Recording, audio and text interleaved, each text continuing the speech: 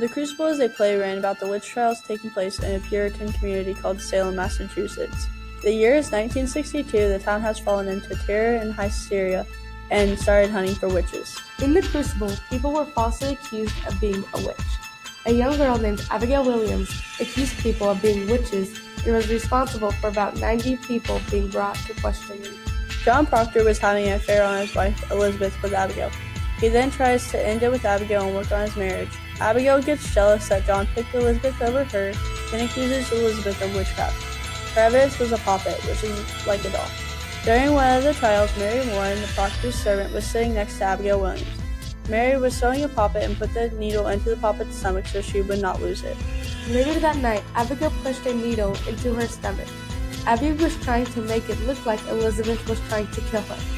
Abby wants Elizabeth out of John's life so she can take Elizabeth's spot in John's life.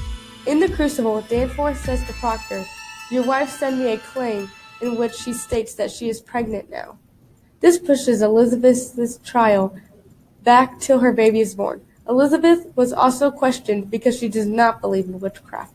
Reverend Hale says, "But woman, you do believe there are witches," and Elizabeth says, "If you think that I am one, then I say there are none." No one was safe in Salem anymore, and nobody trusted each other anymore. The town of Salem was falling apart. John Proctor is due for hanging for being a wizard. He tries to make his and Elizabeth's marriage somewhat normal again. He wants to become a good person. He confesses to wizardry, but refuses to sign a paper to save his name.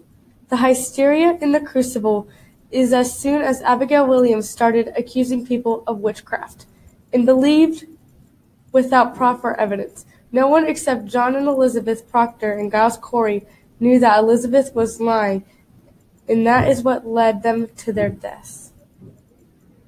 The next podcast that we're going to talk about is Serial.